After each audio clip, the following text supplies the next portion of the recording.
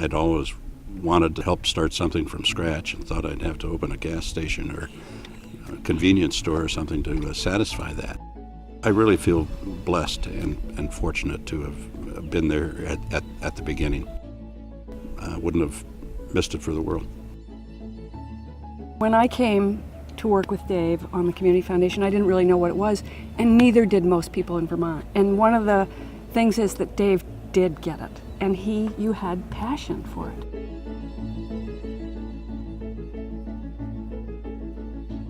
It's not about us, it's about communities, and that was the culture that essentially drove us. And as part of that, having fun and taking our work seriously, but not ourselves seriously, was a big part of that. And that made my socks go up and down, and Charlotte's. One of the things you pick up with Dave is Rahrisms, that he just had a great turn of phrase. We take our work seriously, but we don't take ourselves seriously. What makes your socks go up and down? NBD, which was no big deal. Nobody can afford to be right more than 90% of the time.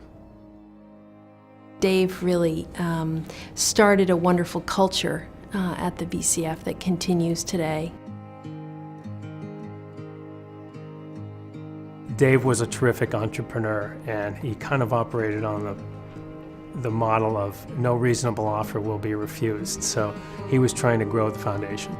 His wit, his charm, his self-effacing manner, his humor.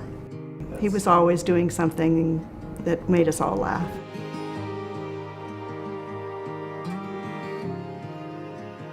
So Dave had this chair that had wheels, and it turned. It was an office chair, and he would just spin around in the circle when we would get, a check over $1,000. Dave was just a wonderful person to be with, very enthusiastic. Dave was just a great guy.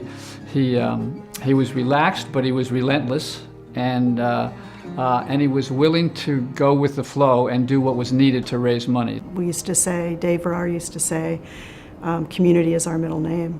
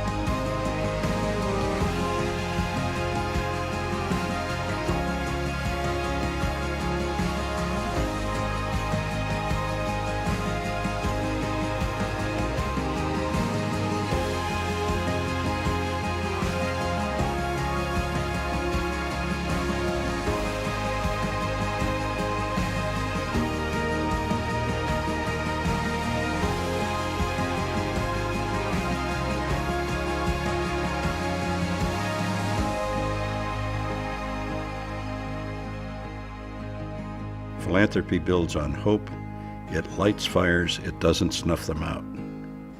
And that, to me, is a wonderful message. I mean, that's what we're all about.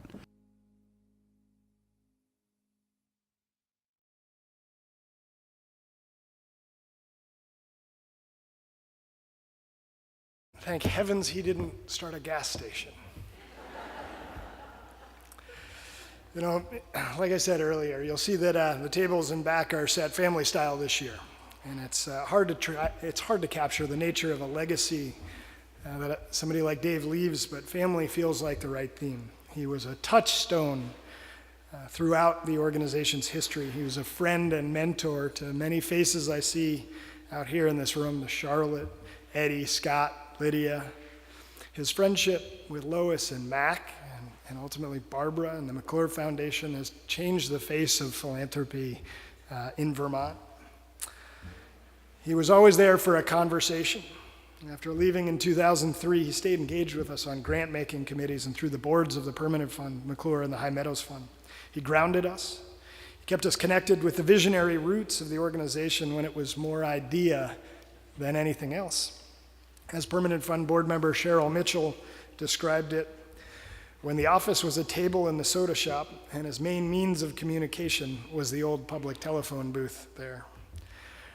For those who didn't have the good fortune to know him, Dave was from Oak Hill, Illinois, and he was Chicago through and through. You'll see this little button that some of us are wearing has him in a Cubs hat. And his email address, just to give it a little context, was play2@SBCglobal. From the famous Ernie Banks quote, "What a great day for baseball, let's play 2." Which is not just a quote about baseball, it's actually a quote about loving life, I think. So Dave came east to attend Princeton, where he then worked for 2 decades, and he came to Vermont in 1982, and we long ago forgave him for being a transplant. But he worked at Middlebury before being recruited by the founding board of the VCF to lead its formation in 1986. That was a board that included luminaries like Barbara Snelling, Fred Hackett, Bob Gannett, Dick Chapman, Sally Soule, and many more. Dave shepherded the foundation until 2003. By the time he retired, the VCF had gone from having no permanent capital to holding more than $70 million and making grants north of $8 million annually. Today, the VCF stands as the largest philanthropic organization in Vermont, with assets over $300 million. We left the soda shop, bought the Masonic Temple, and didn't look back. So over 30 years, the foundation has been responsible for grants and distributions totaling $235 million. That's a legacy with an incredible impact. And if you believe in the axiom that how we treat our neighbors is a statement of who we are as a community, by building a structure for philanthropy at this scale in a place the size of Vermont, Dave had a huge hand in helping us all be the best we can be. He was optimistic. You heard him say it, philanthropy builds on hope. It lights fires. He was reverent towards staff, donors, and the organizations he got to work with. According to Steve Terry, the word can't was never in his vocabulary. He always responded by saying, "Sure we can."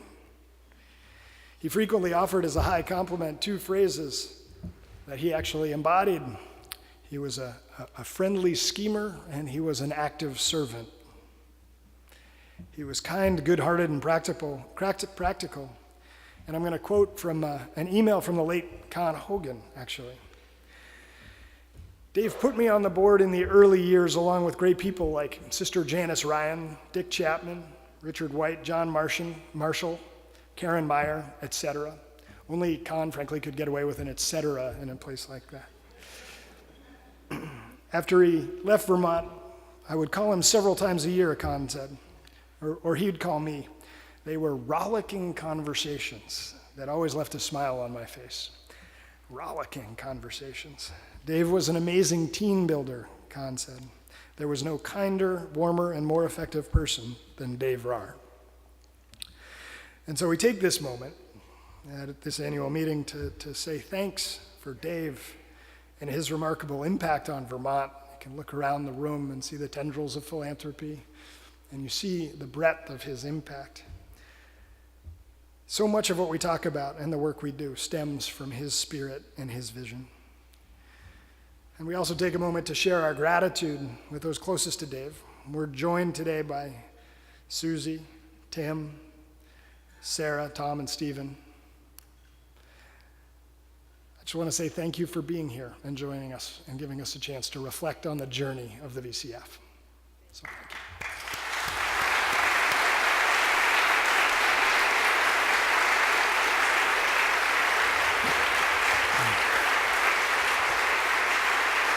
So,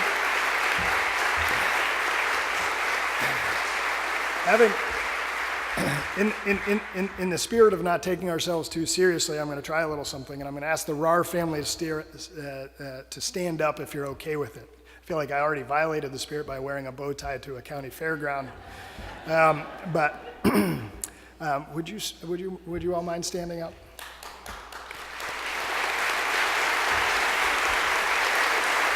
So next,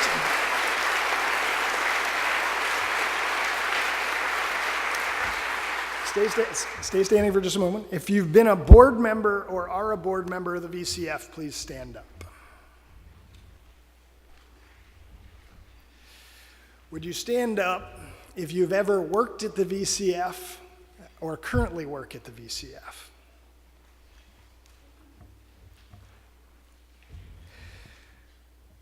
Would you stand up if you're connected to a supporting organization by a board, or you are a staff for a supporting organization?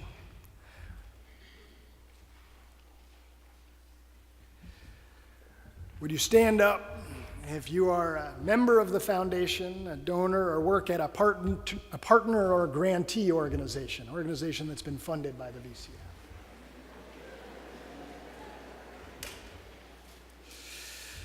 Now, there are a few of you out there who haven't stood up quite yet, so I'm going to ask you to stand up also, because you're in Addison County, Vermont, and you've been touched by Dave Rahr just by being here.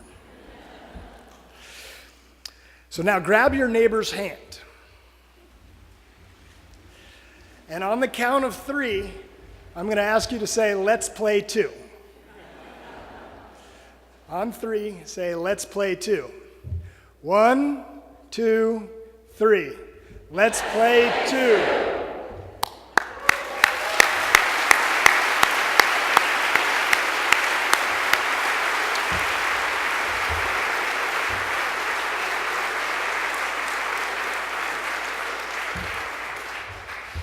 I hope you heard that. So I'm excited to share today the creation of the Rahr Fellowship in Community Philanthropy. And this was made possible by the generosity of donors large and small, particularly the High Meadows Foundation and the J. Warren and Lois McClure Foundation. The fellowship will offer a diverse exploration of the nature of philanthropy in communities across Vermont. The mission is to foster community stewardship. We hope to find the next Dave Rahr by offering an experience that highlights the many ways philanthropy can be used to strengthen the fabric of those communities. I think there's a touch of Dave's spirit in the idea of honoring one generation by supporting the next. And hopefully it's an idea that makes your socks go up and down. We look forward to initiating the fellowship this coming June. Thank you again to the donors who have made it possible.